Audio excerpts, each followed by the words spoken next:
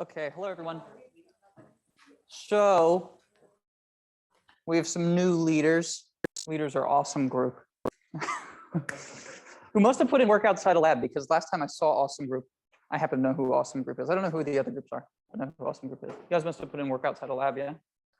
I don't know who you are, Purple Pandemonium, but I know you don't have one void, so for the time being, you're commented out. When you resubmit an updated score, then I'll put you back in.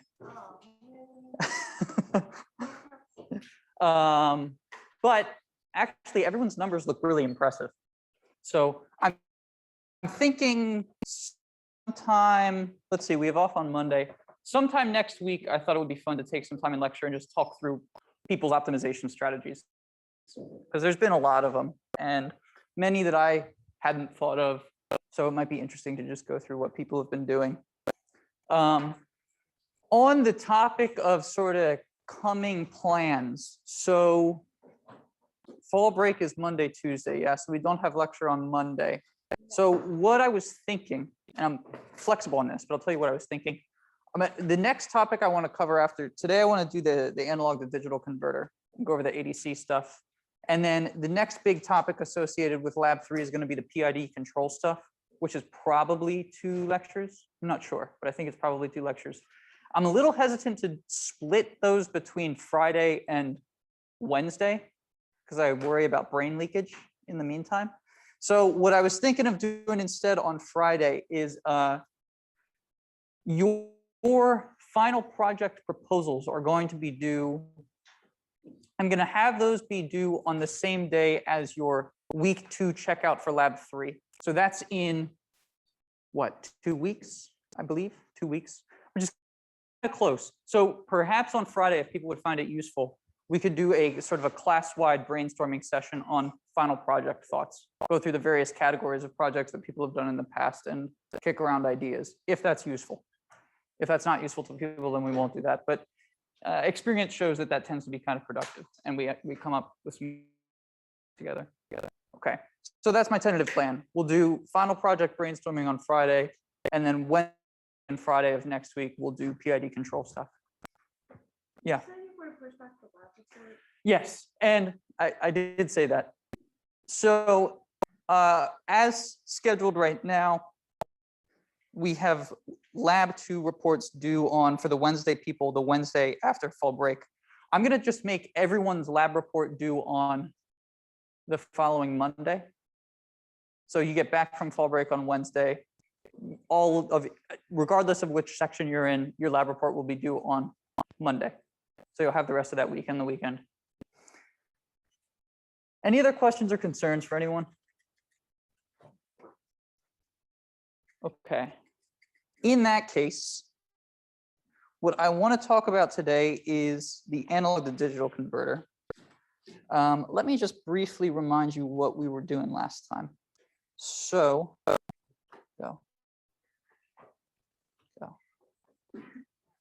what we were doing last time is we started talking about lab 3, and in particular, we were talking about, that's Boids.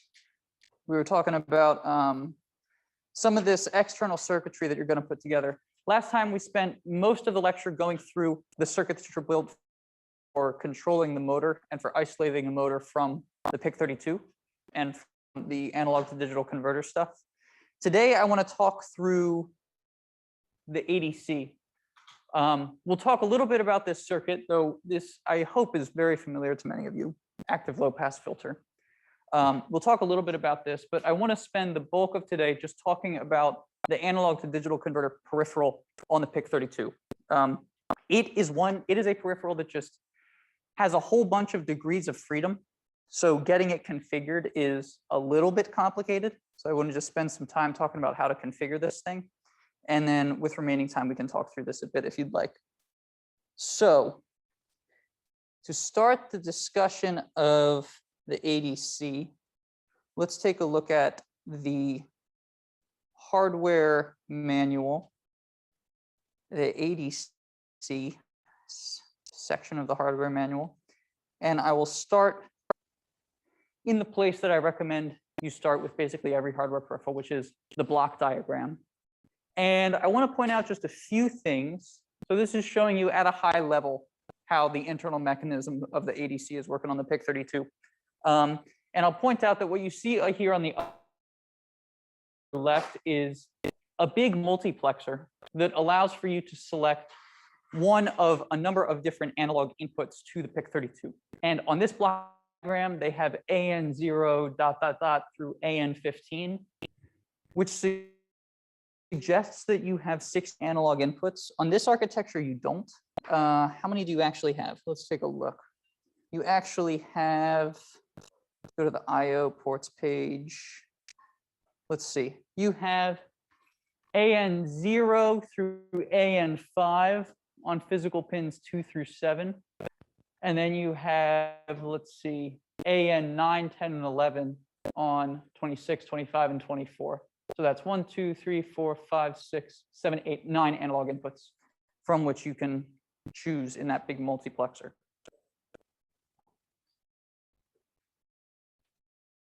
Which one will you pick? I don't know. It's up to you. But you should think somewhat consciously about it for the reasons that we talked about last time. You also have a pulse width modulation signal coming out. Maybe it makes sense to physically separate those 2 inputs, right? If you're trying to do noise reduction on the analog signal. So, okay, this multiplexer allows you to select one of a bunch of analog inputs. I'll point out too that this channel scan mechanism here is one that we're not going to be using in lab 3, but that you might find useful in your final projects. This allows for you to scan through a bunch of different analog inputs and sample, sample, sample, sample, sample, and then go read all those samples out of the buffer later if you wanted to read a bunch in quick succession. We don't have to do that in lab 3, but depending on what you're doing in your final project, maybe that's useful to you. What else to point out here? So we select one of a number of analog inputs. That goes into a difference amplifier here, this op-amp circuit, the positive input of this op-amp circuit. The negative input goes into another multiplexer, which allows for you to select the reference voltage against which that analog input is compared. There's something interesting here. So if you want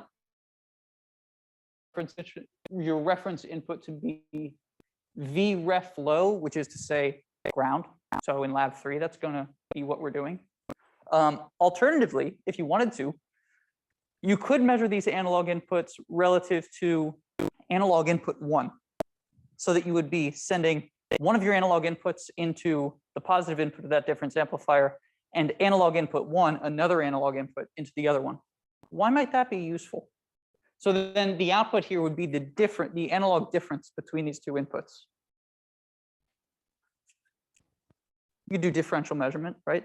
You could do something clever, like suppose that you had one of these analog inputs on one side of some resistive element and the other analog 1 on the other side of the resistive element. Suddenly, by measuring those 2, you have a current measurement, right? So you could do clever things like that, and this allows you the opportunity to do those kinds of things. In any case, the output of this difference amplifier goes into this dotted box labeled SHA. That's the sample and hold element, which is very simply a switch and a capacitor. And in plib, there is a function call called, we'll look at this in a little bit. I think it's called acquire ADC10 or something like this. In any case, when you call that plib function call, the effect of that is it pops open that switch and it locks whatever voltage was coming out of that difference amplifier on that capacitor, right? So this capacitor is storing the voltage that was coming out of that difference amplifier.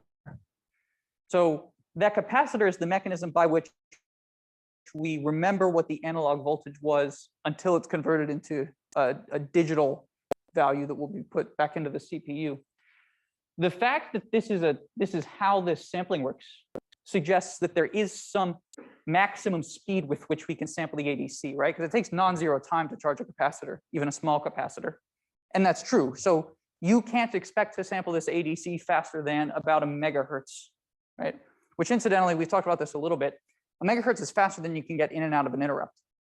So you can't sample the ADC in software at a megahertz anyway. you could, if you wanted to, set up a DMA channel to sample the ADC faster than you can in software. But the fastest you'll ever be able to go is about 1 megahertz. And it's because it takes non-zero time to charge this thing up.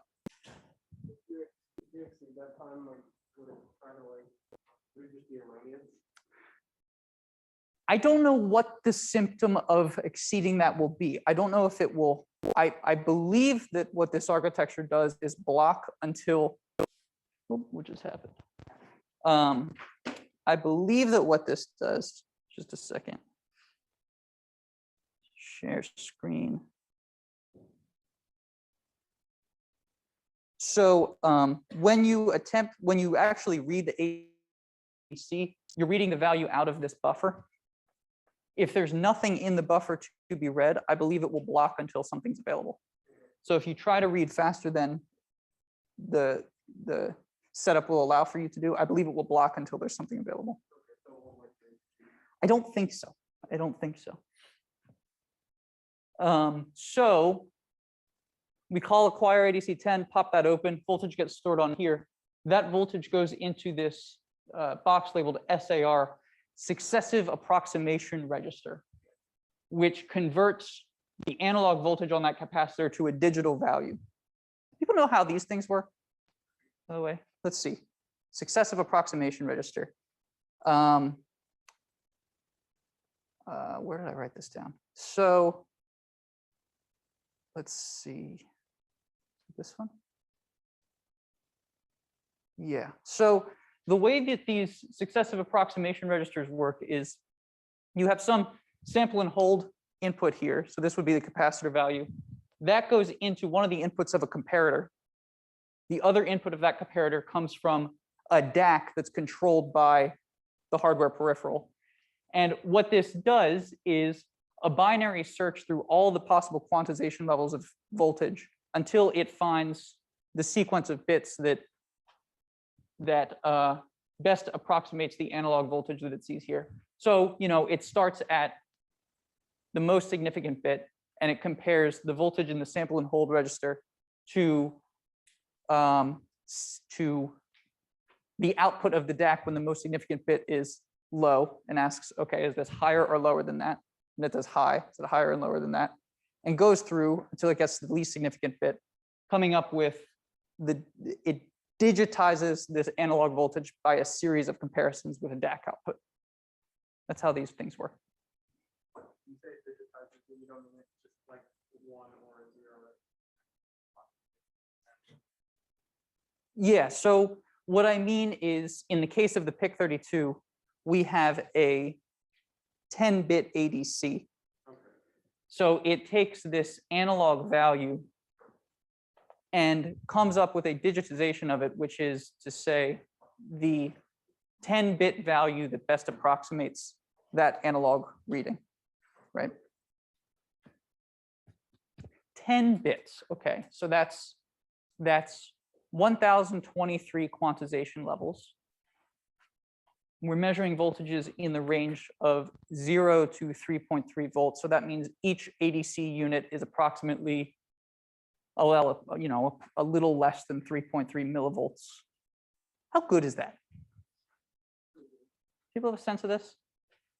How good is 10 bits? Well, the truth is that in this kind of system, this is an ADC that lives in the microcontroller, right? So there's other stuff, other electronic stuff happening very nearby to this analog to digital converter. There's SPI channels in there. There's high-speed digital signals in there. It is really hard, perhaps impossible, to do an analog reading to better than 10 bits and not just be measuring noise, right? So even with this setup, it is probably the case that the least significant bit or 2 bits of your analog reading will just be noise, because you're doing those analog readings in a relatively noisy environment inside of the microcontroller, right? So sort of what's the point of having more than 10 bits if the noise environment is such that it's basically impossible to read with better accuracy anyway? The RP2040 microcontroller has a 12-bit analog to digital converter. But if you read the data sheets, its effective number of bits is 8.7. Which basically tells you those bottom bits are just noise, right? So 10 bits, 3.3-ish millivolts per analog unit. You want to read that, like, for that in the slot memory, We'll talk about that. This peripheral gives you different options for the data type that you'd like that sample to be read into. You get 10 bits out, and then you can tell it, I want those bits placed in the least significant 10 bits of an int, or I want it, you can tell it how you want them placed, but you get 10 bits out. The output of this successive approximation register then is a 10-bit digital sample in whatever data type you've specified. We'll look at the options. But that then gets stored in the ADC buffer, which you then go read samples out of. We'll look at how that's done. So on the topic of noise, right? I mentioned this last time, but you will want to be careful about noise in this particular lab. You want to be careful about having your analog input too close to the pulse width modulation signal. If things are noisy, what might you do? One of the things we're definitely going to do is set up a low pass filter between the potentiometer and the analog input of the PIC32. What else could you do for noise suppression? How about shielding? Yeah. If you are finding that your analog input signal is what am I trying to say? If you find that the output from your op-amp circuit, your active low-pass filter, has a lot of spike noise in it, you might, which you will find out by scoping it, right? You'll scope that signal before you plug it into the PIC32. You might consider doing something like wrap the analog signal in aluminum foil. Do some, low-cost shielding. You'll be surprised how effective that can actually be. Why does that work? A little Faraday cage, right? Keeps electromagnetic. It's zero inside the conductor. Okay. Anything else I wanted to say about this? I don't think so. Any questions about this block diagram? This mechanism? So we're selecting one of a number of inputs. We're selecting the reference against which we want that input compared. Ground or another analog signal. You all pick ground. That goes into a difference amplifier. That voltage gets locked into a capacitor. The successive approximation register turns the analog voltage on that capacitor into a 10-bit digital sample, which then gets stored in a buffer. And we read the data in the buffer. So there are a bunch of registers associated with this peripheral. 3 control registers, an input select register, configuration register, and a scan select register. I want to just glance through a few of these. As with everything else, the plib library is going to abstract the low-level register manipulation stuff away from us a little bit, but it's interesting to look at the registers that plib is manipulating to get a sense of what your options are. So let's just take a look at, say, ADC control register 1. And we can look at what each of these bits, so it's a 32-bit register. We can just take a look at what each of these bits in this register means. Bits 31 to 16, unimplemented.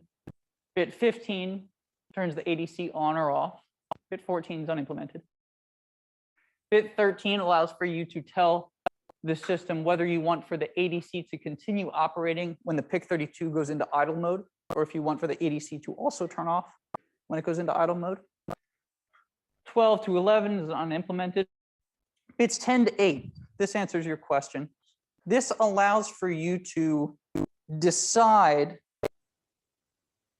what data type you want output from the ADC.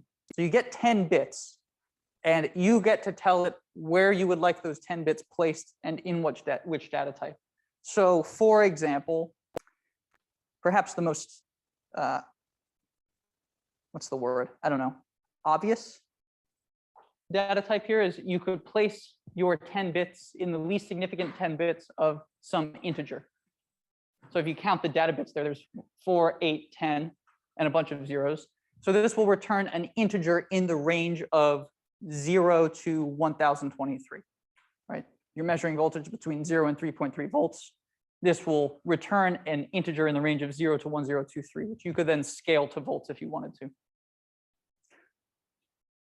And you have some other options. You might alternatively, if you cared to, you could put your data into a signed integer. A signed integer. So we're measuring voltages in the range of 0 to 3.3 volts. Why might it make sense to put the ADC output into a signed data type?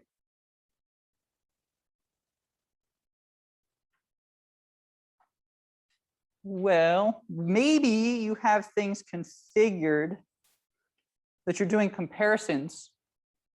Maybe your reference voltage isn't ground. Maybe it's another analog input, in which case you'd really like to represent voltages that are negative as compared to reference. Right? So maybe then it makes sense to have a signed output from your ADC. And you have some other options. You could, if you wanted to. It also allows for you to put these 10 data bits into a fixed point data type that is frustratingly 1 bit off from an accum. 1 bit off, I don't know why. But yeah, it allows for you to put it into this fractional, a data type that they call fractional, which is fixed point. If you're trying to do fixed point arithmetic with something like an accum, because this is off by 1 bit, it's just as well to read it in as an integer and do the conversion afterwards as it is to read it into this fixed point data type and do that conversion. So in any case, you can decide what you want. For you all in lab 3, probably you will be reading it in as just a 16-bit int. So you'll get out values between 0 and 1023, and then do your math with that.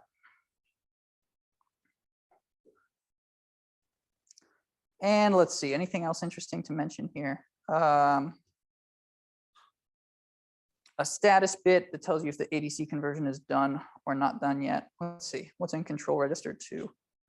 These are a bunch of options. So you can do things like input offset calibration.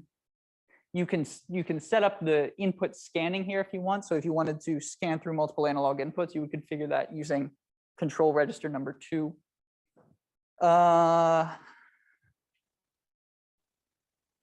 In any case, you can glance through these options if you care to. But the point that I'm making, I guess I'm doing this for 2 reasons. The first thing that I'm doing is just showing you that this is where this information lives. So if you want to investigate how to set up the ADC, this is a good resource to do it. And the other point that I'm making is there's a lot of configuration here. There's a lot of configuration. So just be careful, because you can get it to do precisely what you want, and there's also a ton of ways that you can have it do something that you don't want for it to do, right? So just be careful when you're getting things set up. So with that being said, the next thing that I'd like to take a look at is some example code that actually shows you how to set this up. So the place that I will go to is the ADC page on the course website, which has a very familiar looking block diagram on it. Contains some more information that you may want to look through. And I'm going to look at the example code that I recommend you start from for getting the ADC set up in lab 3 is this first example on the ADC page. So let's just take a look at this. Let's copy this into Sublime so it's readable. So syntax. Okay. So all that this example does is set up 2 threads. One of those threads is just a timer that does what the timer thread has done in most of the other examples, which is increment some variable every second and write something to the TFT display screen. It's just showing you the incrementing variable. And then in the other thread, we are reading the ADC, which we'll talk about in a moment, but I want to start by looking down here at main where we actually do the ADC configuration and show you how this is done. So the ADC configuration takes place here between lines 144 and 176. The first thing that we do is call this plib function close ADC 10. The 10 stands for 10 bits. So we close ADC 10, which just makes sure the ADC is off. And then we set a bunch of parameters, which we'll then use to open the analog to digital converter again with the configurations that we desire. And so we can just take a look at each of these. So in parameter 1, we're setting a few of those degrees of freedom that we just looked at in the hardware manual. In particular, we're saying that we want the output data type from the analog to digital converter to be 16-bit integer. We are setting the ADC clock to auto, which is just to say the clock that the ADC is using is always running. And we're turning off auto sampling. That is to say that when we are going to, in software, tell the system when we would like a new ADC sample gathered. If we had auto sampling on, then once we went and got one ADC sample, it would automatically start doing the next one, which maybe you want, maybe you don't, right? In this example, we have it set up so that we're going to specify when we want each sample taken. So in this code, we're sampling the ADC in a thread, which is just yielding for 60 milliseconds and then doing an analog to digital converter read. In your code, you will do your ADC reads in a timer interrupt, so that at precisely 8 kilohertz. It will, what that means is it's at whatever rate you go and get the data out of the buffer. So it does a sample.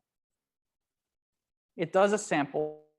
You go get the data out of the buffer, and then it automatically starts the next one so that when you go get it, it'll be there for you. In parameter 2, we're setting a few more of these degrees of freedom. We are setting the voltage references. We're saying that we're going to be measuring voltage between VSS, which is ground, and VDD, which will be 3.3 volts for us. And then we're turning off a bunch of options. We're turning off offset calibration. We're turning off scan mode. We're setting the samples per int to, where int I suppose stands for interrupt, to 1. Turning off alternative buffer and turning off alternate input. This next parameter, parameter 3, this sets up the timing for the ADC converter. The timing and the clock. I'll be honest with you. The documentation for this stuff is obscure. And this particular set of this parameter setting is one that was arrived at partially through reading the documentation and also largely through trial and error. So mess with this at your own risk, okay? This will work for sampling the ADC at the rates that we care to sample it in lab 3. If you were attempting to set up a DMA channel to sample this at the max possible rate, you may have to mess with this timing parameter a bit. In lab 3, I don't recommend messing with this. Maybe some of you will dig through the documentation and, be able to understand it better than I can at this point. But I'm still working on figuring this particular parameter out. Yeah. Sorry, but so are all of these variables just for one word? All of all these capital bit, yes, they are. So all that these are doing is ultimately, we'll look at this, but these are all being passed into the open ADC 10. Yeah, each is logically ORed together.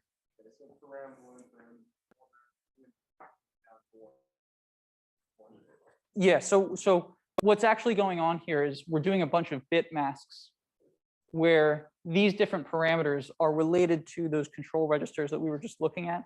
And it's giving each bit or range of bits in those control registers more human understandable names, then we could alternatively open this up, with a whole bunch of binary sequences. It would do effectively the same thing, but it would be much harder to debug. So in this case, we're bit masking with plib provided bit masks that are human readable to make our system a little more debuggable. So param one that turns into just a 1 or a 0 though? No. Param one is, well, Because if you're logically organized, you can- or it is, we're setting, param one is a, I don't know how many bits param one is. We'll look in the plib documentation in just a moment, but it's longer than 1 bit. And what each of these flags is doing is setting or clearing a particular bit in that sequence of bits. sorry, so it's manipulating one. So those are longer than 1. Yes. But it's only a bit. Yes, yes, yes. Thank you. And if, wait, sorry, and then if each one, like param 1, param 2, param 3, is that its own register? We can look at that as well. Each is definitely connected to one of the control registers. There may be overlap. Yeah. Other questions? So we then specify which analog input we're going to use. In this particular example code, we're going to read from AN11, which happens to be connected to physical pin number 24. You could set that up to a different analog input if you wanted to. Skip scan all means that we're not going to do auto scanning. If you wanted to do auto scanning, incidentally, you would want auto sampling on. We're not going to do scanning. We then call set channel ADC10, where we are configuring the positive and negative, the reference voltage and the analog voltage that we're going to be comparing against the reference voltage. So in here, we're saying that we're setting ADC channel 0, that is to say mux input 0 from that block diagram. We're setting the negative reference for this analog input to NV ref, which is to say ground. And we're saying we're going to compare against that reference voltage AN11. If you wanted to sample a different analog input, this argument would be different. We then open ADC10 with all our parameters and enable it. And then we are configured to do analog, we're configured to read analog values from analog input AN11 in software. And we'll look at how that's done up in the thread up above. In this example code, we're doing the analog reads in a thread. In your code in lab 3, you'll do it in an interrupt service routine. But it's going to look similar. Yeah. So that's the difference between the AN11 and the ground. Yeah. So we're going to measure the voltage on analog input AN11 as compared to ground. And we've configured this so that that is going to be returned to us as an int.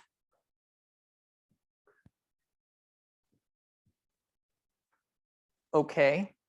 And then up in the thread is where we actually do the reading. So you can see that we have declared here an int called ADC9. Why is it called ADC9? I don't know. I don't remember.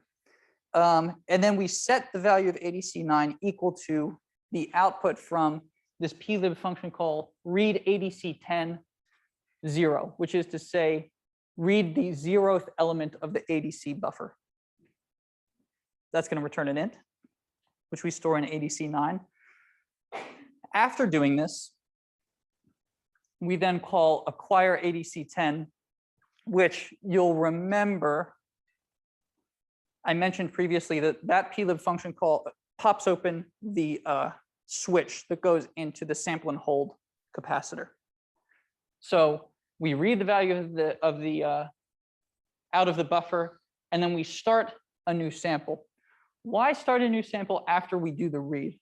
Well, it takes non-zero time for us to convert the analog value that's being stored on that capacitor to a 10-bit digital value. It's non-blocking. So we might as well start doing that work and then do other stuff so that by the time we get back to reading the ADC again, there's going to be a value there for us to get. We're sort of folding these things a little bit, makes the code a little more efficient. If alternatively we were to acquire ADC10 before reading the analog to digital, before reading the ADC here, we would sit and wait for one to be ready for us in the buffer, and then we'd get it.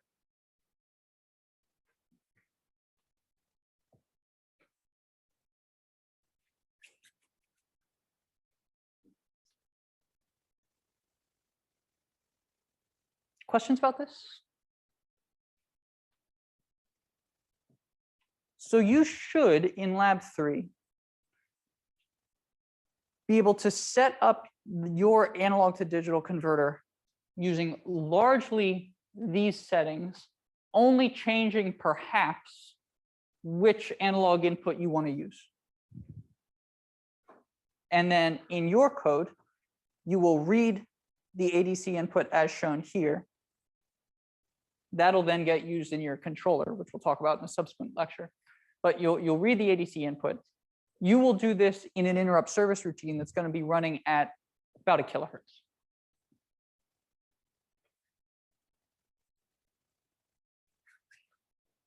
So you'll read the analog input. That gets used then in your PID controller. You'll look at the difference between your analog input, which maps to arm angle, and the desired arm angle as specified by the user. That difference gets turned into a control command to the motor, that control command being a duty cycle for a PWM signal.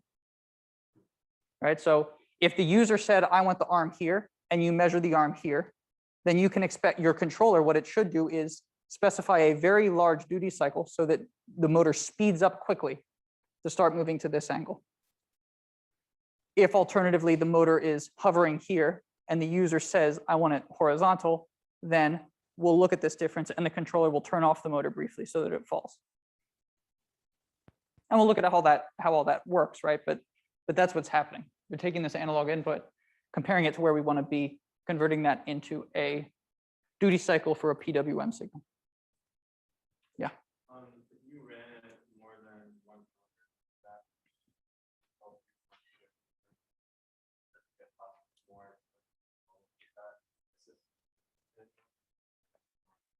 That's a good question.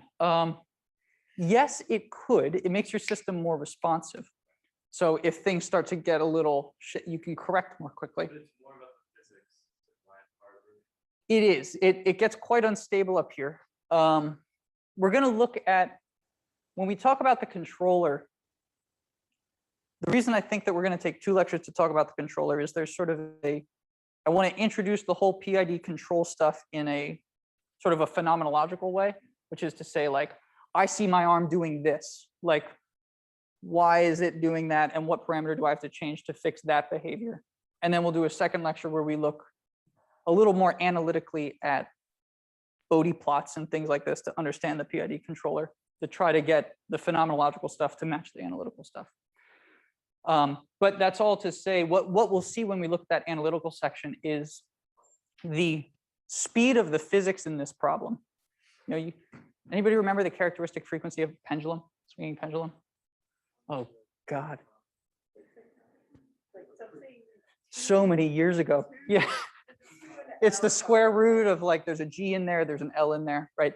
So the point being that the characteristic frequency of the pendulum is very slow as compared to our controller, right? So the motor to the pendulum looks like its responses are instant because the differences in speed are so great. We'll see all this in the math. So 1 kilohertz is super fast as compared to the physics that we're controlling.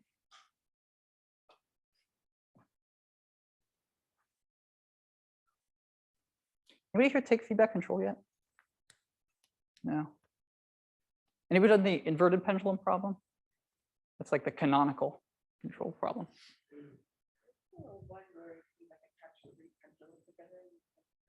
Oh, chaos. Yes, yeah. Okay. So this is the ADC. So what do? We looked at the internal block diagram, looked at the control registers, and then we looked at the plib function calls that are manipulating those control registers. Suppose you wanted to investigate a little bit the your options in terms of, or suppose you wanted to investigate these plib function calls that we're actually using. What you could do, what you should do, is open up the plib. Where is it? Plib. Yeah. The plib data sheet and check out the ADC functions, where you could, for example, take a look at the one that we were just looking at with all the parameters. That was OpenADC10. You can take a look at all of your options here when opening this thing, if you care to. And for your final projects, maybe you will. Maybe you want to do something a little unique with the ADC. Okay, so the next thing I want to look at, so what have we talked about so far? We have talked about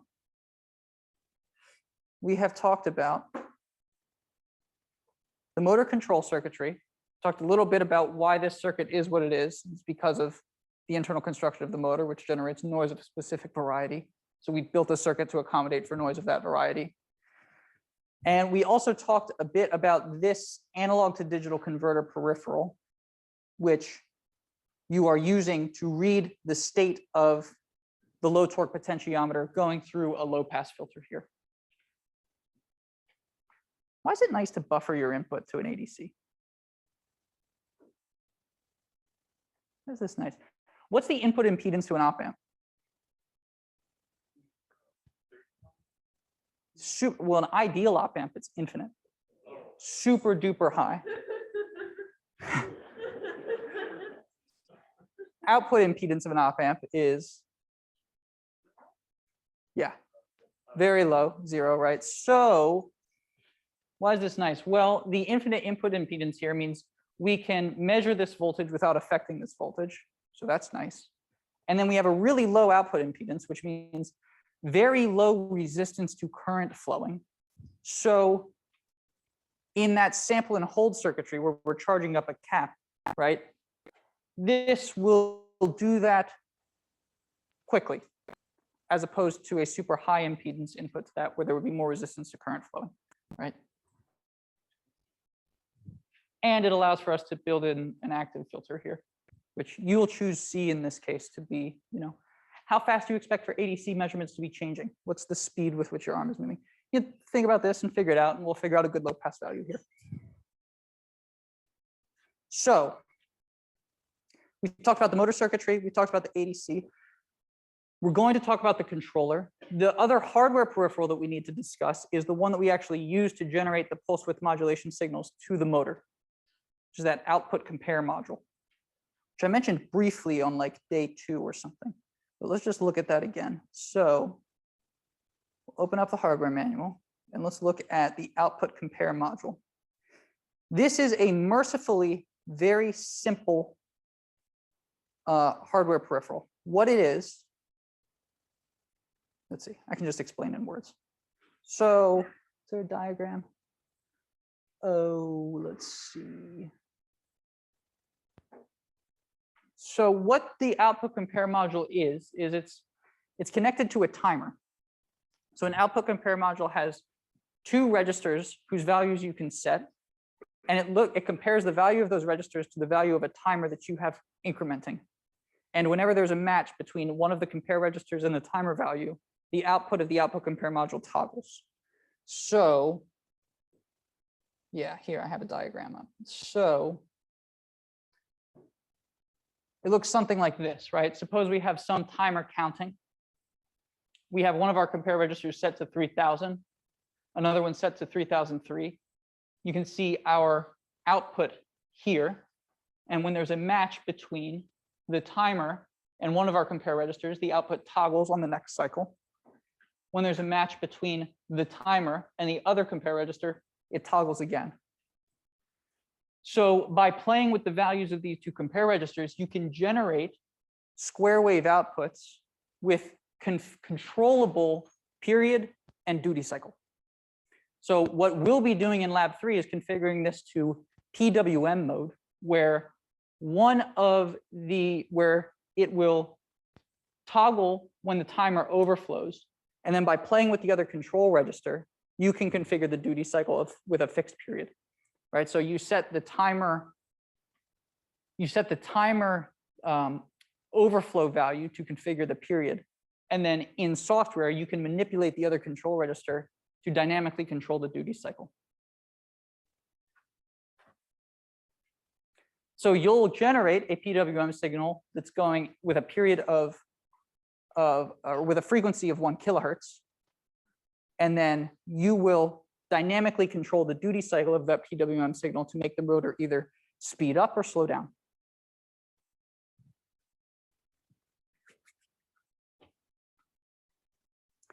So let's take a look at some of the control registers here. And I want to point to one in particular, the mode select bits, right? You can configure this in one of a number of different modes. The mode that we are going to be using is 110, PWM mode with fault pin disabled. The fault pin, incidentally, is on some motors that you might control with a PWM signal. There will be a pin on that motor where if it detects a fault, maybe it detects itself drawing too much current or some such thing, it'll change the voltage on that fault pin, which you can configure in, I think, peripheral pin select on here, so that if you detect a fault in the motor, it stops controlling the motor, right? Which for some applications, if you're driving some expensive motor you don't want to destroy, then that's an important thing. We don't have such a thing. So we're going to be using PWM mode with fault pin disabled. And since we only have 3 minutes, I'll save the discussion of that for next time. There was something I wanted to mention about this motor circuit. Let's see.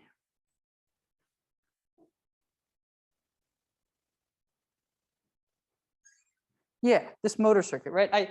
We talked for a long time last time about why it's important to electrically isolate the microcontroller from the motor. And I forgot to mention last time, just as sort of a point of interest, the other domain where you see where electrical isolation is unbelievably important is bioelectronics. So if you are outfitting a human body with electronics, if you're putting electronics on a human body, in a human body, electrical isolation is wildly important. Does anybody know how much current it takes across a human heart to kill a person? 10 million. It is, what is it? It's like, it's down in the microamps, I believe. It's either milli or micro, I can't remember. It's wildly small, wildly small. So electrical isolation is unbelievably important for these kinds of applications. It's somewhat important for us, right? We don't want to kill a microcontroller, but my God, if you are putting a heart catheter in, you really have to be careful with this stuff. Okay, so next time, we'll talk a little bit about output compare module, and then we'll talk about final project stuff. And next week, we're going to talk about PID control.